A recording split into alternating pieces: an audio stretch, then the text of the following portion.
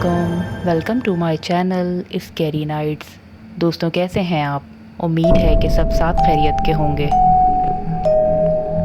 आज मैं आप सबका शुक्रिया अदा करना चाहूँगी जिन्होंने मेरी वीडियोस को पसंद किया और शेयर भी किया और टाइम निकाल के सुना। आप ऐसे ही हमारे चैनल को सपोर्ट करते रहिए, और अगर आपके साथ भी ऐसा कोई वाक़या पेश आया है तो हमसे ज़रूर शेयर कीजिए। जैसा कि आप जानते हैं कि हम अपने इस चैनल पर जिस मखलूक का ज़िक्र करते हैं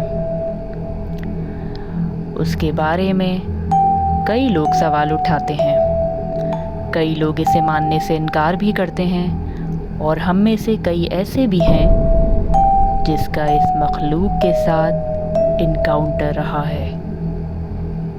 ऐसे ही कुछ लोग हमें अपने वाक़यात बताते हैं, कुछ लोग इसका मजाक भी उड़ाते हैं। लेकिन एक बात जो मैं आपसे कहना चाहूँगी कि आप किसी का भी मजाक ना उड़ाएं, चाहे वो कोई इंसान हो या फिर ये मखलूक। अभी कई ऐसे लोग हैं जो हमारी स्टोरीज़ को अकेले रूम में सुन रहे होते हैं, अंधेरा करके, हैंड फ्रीज़ लगा के। वो बज़ाहिर ये समझते हैं कि वो अकेले हैं, लेकिन वो अकेले नहीं होते। उनके इर्द गिर्द कौन सी मखलूक़ात होती हैं ये हम देख नहीं सकते, और आप अंदाज़ा नहीं लगाएंगे कि अगर ये चीज़ें हमें नज़र आना शुरू हो जाएं तो हम में से कोई भी खुल के नहीं जी सकता। आज जिनका वाक़या मैं आपके साथ शेयर कर रही हूँ उनका ताल्लुक़ पेशावर से है और उनका नाम शहीर है। चलें वाक़या सुनते हैं। ये उन दिनों की बात है जब नया नया कोविड स्टार्ट हुआ था। जैसे कि आप सभी किसी न किसी मसाइल से गुज़रे होंगे, और कई ऐसे घर हैं जो कि माशी तौर पे बेइंतहा उन दिनों परेशान थे। मेरी एक बहुत अच्छी कंपनी में जॉब थी जहां मैं अपने घर को भी सपोर्ट कर रहा था और दीगर मामलात भी बहुत अच्छे से चल रहे थे। लेकिन जैसे ही कोविड स्टार्ट हुआ, मेरी कंपनी ने काफ़ी सारे मुलाजमीन को फारिग कर दिया। उनमें से मैं भी एक था।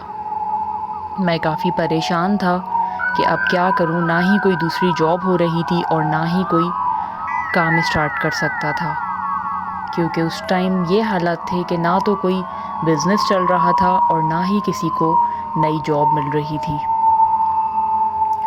खैर, फ़िलहाल मेरे पास गाड़ी थी तो मुझे किसी ने मशवरा दिया कि क्यों ना मैं अपनी गाड़ी को यूटिलाइज़ करूं और एज़ अ टैक्सी उसे चलाऊं। खैर, जो भी प्रोसीजर होता है मैंने वो करवाया और मैंने एज़ अ पार्ट टाइम ये जॉब स्टार्ट कर दी। अब मेरा डेली का ये मामूल हो गया था कि मैं रात 8-9 बजे तक अपनी राइड्स स्टार्ट करता और 12-1 बजे तक क्लोज़ कर देता। उसके बाद मैं कोई राइड नहीं लेता था। ऐसे ही मैं इस काम को बहुत अच्छे से लेकर चल रहा था। मैं शाम में निकला और करीब ही एक चाय की होटल पे बैठ के चाय पीने लगा और इंतज़ार करने लगा कि कोई राइड आए। अमूमन मैं करीब की ही राइड्स को ओके करता था। इत्तेफाकन ऐसा हुआ कि उस दिन मुझे जो राइड मिली वो आउट ऑफ सिटी थी। आपको ये बताता चलूँ कि पेशावर में हम आउट ऑफ सिटी भी राइड्स ले लिया करते हैं। जैसे कराची में या और जगहों पे ये रिस्ट्रिक्शन है कि हम आउट ऑफ सिटी की राइड नहीं जाती, या जाती भी है तो बिज़नेस क्लास वगैरह में जाती है। लेकिन यहाँ पे ऐसा था कि राइड्स हम लोग ले लिया करते थे, तो मैंने राइड एक्सेप्ट की। एक्सेप्ट करने के बाद जब देखा तो वो एक दूसरा शहर आ रहा था। खैर, थोड़ी देर के बाद जिन साहब की वो राइड जिन्होंने बुक करवाई थी उनकी मेरे पास कॉल आने लगी। मैंने उन साहब से एड्रेस कंफर्म किया और उनकी लोकेशन पे पहुंच गया। मैं इंतज़ार करने लगा کچھ ہی سیکنڈز کے بعد وہ فیملی باہر آ گئی. وہ تقریباً کچھ 4 لوگ تھے. ہسبینڈ وائف تھے, ایک ان کی بیٹی تھی اور ایک چھوٹا سا بچہ ان کے ساتھ تھا. تو وہ جب میری گاڑی میں آنے لگے تو میں نے اپنے مرر سے جب انہیں دیکھا تو وہ جو لڑکی ان کے ساتھ تھی وہ ویسے ابائی میں تھی, لیکن جب وہ چلتی ہوئی آ رہی تھی تو اس کی چال کچھ مردوں جیسی تھی, جیسے کوئی لڑکیوں والی چال نہیں تھی اس کی. خیر یہ کوئی ایسی انوکھی بات نہیں تھی, میں نے بھی اتنا نوٹس نہیں کیا. وہ صاحب آگے بیٹھ گئے اور ان کی والدہ اور جو بیٹی تھیں وہ بیچ میں بیٹھیں اور بیٹا سائڈ پہ. میں نے رائڈ اسٹارٹ کی اور ہمارا سفر شروع ہوا. ڈرائیو کرتے ہوئے میری نظر اس لڑکی کی آنکھوں پہ گئی. میں نے جیسے ہی مرر میں دیکھا میں کچھ چونک سا گیا, کیونکہ اس کی آنکھوں میں کچھ عجیب سی ایک وحشت سی تھی. لیکن ایک اور بات بتاتا چلوں کہ اس کی آنکھیں بہت ہی خوبصورت اور بے انتہا حسین تھیں کہ میں دیکھتا ہی چلا گیا. خیر مجھے تھوڑا سا کچھ عجیب لگا, کیونکہ وہ جس طرح سے مجھے گھور رہی تھی مجھے کچھ سمجھ نہیں آیا کہ پہلے کبھی ایسا نہیں ہوا. خیر ہم اپنے سفر پہ چل رہے تھے. ان صاحب سے میری کچھ ادھر ادھر کی بات چیت ہوئی. تھوڑی دیر کے بعد اس لڑکی نے کچھ بولنا شروع کیا. اب وہ جو کچھ بھی بول رہی تھی وہ کوئی عام لینگویج نہیں تھی, نہ وہ اردو تھی نہ کوئی ایسی زبان جو کہ سمجھ میں آنے والی. وہ کیا بول رہی تھی کچھ سمجھ نہیں آ رہا تھا. اور تھوڑی دیر کے بعد وہ جیسے غصے میں اتنی غصے میں آ گئی تھی کہ اس کی ماں نے, جو اس کی والدہ تھیں, انہوں نے اس کا زور سے ہاتھ پکڑا اور کچھ پڑھنے لگیں. بہت ہی زیادہ گھبرا گیا. میں نے اپنے برابر میں ان صاحب کو دیکھا تو انہوں نے مجھے تسلی دی اور کہا کہ بیٹا آپ گاڑی چلاؤ, آپ گاڑی نہیں روکنا. میں بہت زیادہ گھبراہٹ میں گاڑی چلا رہا تھا. بالآخر انہوں نے مجھے یہ بات بتائی کہ ہم جس سلسلے میں پنجاب آئے ہوئے تھے دراصل ہمیں اپنی بیٹی کا علاج کرانا تھا. اس کے اوپر کچھ ایسی مخلوقات کا سایہ ہے جو کہ کچھ ناپاک چیزیں ہیں. میں بہت گھبرایا اور بہت ڈرا. خیر انہوں نے مجھے بتایا کہ آپ سے پہلے میں کئی اور کیپٹنز کو رائڈ کے لیے اپلائی کر چکا تھا, لیکن سب نے ہی ڈکلائن کر دی. چونکہ سفر بہت زیادہ تھا اور رات کا ٹائم تھا تو کوئی بھی وہاں جانے کو تیار نہیں. تو انہوں نے میرا بہت شکریہ بھی ادا کیا کہ میں ان کو جس طرح سے لے کر گیا. خیر اب ہم اپنے آدھے سے زیادہ سفر کو طے کر چکے تھے. ہم ہائی وے پہ چل رہے تھے. بہت ہی سنسان سڑک تھی اور تقریباً کافی رات بھی ہو چکی تھی. مجھے بہت خوف طاری تھا اور میری بار بار اس لڑکی کی آنکھوں کے اوپر نظر پڑ رہی تھی.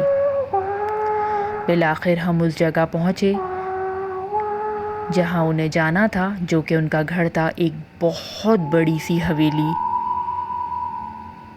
اور دور دور تک کوئی ایسی آبادی بھی نہیں تھی. خیر جب ہم وہاں رکے میں نے اپنی رائڈ اینڈ کی تو مجھے کچھ سکون ہوا کہ خیر شکر ہم یہاں پہ صحیح سلامت پہنچ گئے. ان صاحب نے مجھے کہا کہ بیٹا آپ کا بہت بہت شکریہ, اور انہوں نے مجھے یہ بھی کہا کہ اتنی رات ہو چکی ہے, آپ اس راستے سے واپس جائیں گے جو کہ آپ کے لیے مناسب نہیں, تو بیٹا یہاں پہ آپ کچھ دیر چاہو تو آرام کر لو. چونکہ گھر بہت بڑا تھا اور ان کے اس طرح کے گھروں میں باہر ایک بیٹھک نما کمرہ ہوتا ہے جسے ہم ڈرائنگ روم کہتے ہیں, لیکن وہ گھر کے بالکل باہر کی طرف ہوتا ہے جہاں پہ کچھ ایسے مہمان بیٹھا کرتے ہیں جو کہ گھر میں جن کا آنا منع ہوتا ہے۔ خیر مجھے بہت ڈر لگ رہا تھا، لیکن جو واقعہ گاڑی میں ہوا مجھے اس سے بھی بہت زیادہ خوف تھا۔ میں نے ان کی آفر ایکسیپٹ کر لی اور میں نے کہا کچھ دیر یہاں آرام کیا جائے۔ انہوں نے مجھے وہ کمرہ دیا اور کہا کہ آپ کچھ آرام کریں، کچھ کھائیں پئیں، اس کے بعد آپ فجر تک یہاں سے نکل جائیے گا۔ میں بھی کچھ دیر کے لیے وہاں لیٹ گیا۔ لیٹا تو میری آنکھ لگ گئی۔ ابھی میری آنکھ لگی ہی تھی کہ کیا ہوتا ہے، میرے پیر کے انگوٹھے کو زور سے کسی نے ہلایا۔ میری گھبرا کے آنکھ کھلی۔ میں نے جیسے ہی دیکھا تو سامنے کون کھڑا تھا؟ وہی لڑکی جو کہ ان کی بیٹی تھی، اور ایک بھاری آواز میں اس نے مجھے کہا کہ یہاں سے چلا جا یہاں سے فوراً۔ میں اٹھا جلدی سے اور اٹھتے ہی میں دروازے کی طرف بھاگا۔ وہ لڑکی ابھی بھی وہیں ساکت کھڑی تھی۔ میں نے کچھ ادھر ادھر نہ دیکھا اور جلدی جو دعائیں آتی تھیں وہ سب دعائیں پڑھیں، اور جیسے ہی دروازہ کھولا فوراً اپنی گاڑی کی طرف بھاگا۔ گاڑی میں آ کے بیٹھا اور فوراً میں نے گاڑی اسٹارٹ کی اور وہاں سے اسپیڈ میں اپنی گاڑی بھگائی۔ اور میں اتنی اسپیڈ میں تھا کہ مجھے کچھ ہوش نہ تھا۔ ابھی بھی وہ آواز اور وہ آنکھیں جیسے کہ میرا پیچھا کر رہی ہوں۔ کچھ دور میں گاڑی بھگاتا رہا اور کافی دور کے بعد ایک پمپ آتا ہے جہاں میں نے اپنی گاڑی کو روکا اور کچھ سکون کا سانس لیا۔ جیسے ہی میں گاڑی سے اترا تو وہاں کچھ لوگ موجود تھے، تو میری سانس میں سانس آئی اور میں کچھ سکون میں آیا اور شکر ادا کیا کہ میں وہاں سے نکل گیا۔ کچھ دیر بعد میں نے پانی پیا اور میرا کچھ سانس بحال ہوا۔ جیسے ہی میری نظر گاڑی کی طرف گئی تو گاڑی مٹی دھول میں اٹی ہوئی تھی۔ میں نے کہا کہ ابھی مجھے اور سفر طے کرنا ہے، تو چلو گاڑی کو واش کروا لیتا ہوں۔ جب میں گاڑی کے قریب گیا تو کیا دیکھتا ہوں کہ چاروں طرف گاڑی پہ باقاعدہ ہاتھوں کے نشانات، اور ایسے نشانات جیسے کسی نے گاڑی پہ اسکریچز مارے ہوں، جیسے ناخنوں سے کسی نے اسکریچ کیا ہو۔ میں بہت زیادہ گھبرا گیا اور شکر ادا کیا کہ میری جان بچی۔ وہ دن تھا اور آج کا دن ہے، اس کے بعد میں نے کبھی رات کے وقت ڈرائیو نہیں کی اور نہ ہی کوئی آؤٹ آف سٹی کی رائڈ ایکسیپٹ کی۔ اب میں کچھ قریب میں ہی رائڈ لیتا ہوں اور کوشش کرتا ہوں کہ رات کے وقت اس طرح سے دور کا سفر نہ طے کیا جائے۔ تو یہ تھا میرا واقعہ جو میں آپ سب سے شیئر کرنا چاہتا تھا، اور میں یہ گزارش کروں گا کہ یہ واقعہ صرف میرا واقعہ نہیں ہے۔ میں جانتا ہوں کہ کئی ایسے ڈرائیورز ہیں جو رات میں سفر کرتے ہیں، ٹرک ڈرائیورز اور ایسے ڈرائیورز جن کا سفر شروع ہی رات میں ہوتا ہے اور وہ مجبور ہیں۔ یہ تو میرا اپنا کام تھا تو میں اس کو آگے پیچھے کر سکتا تھا، لیکن بہت سے ایسے لوگ ہیں جو راتوں کو سفر کرتے ہیں۔ ان سب سے میں گزارش کروں گا کہ آپ اپنا خیال رکھیے اور دعاؤں کے حصار میں سفر کیجیے، آیت الکرسی پڑھتے رہیے اور دعاؤں کے ساتھ اپنے آپ کو محفوظ رکھیے۔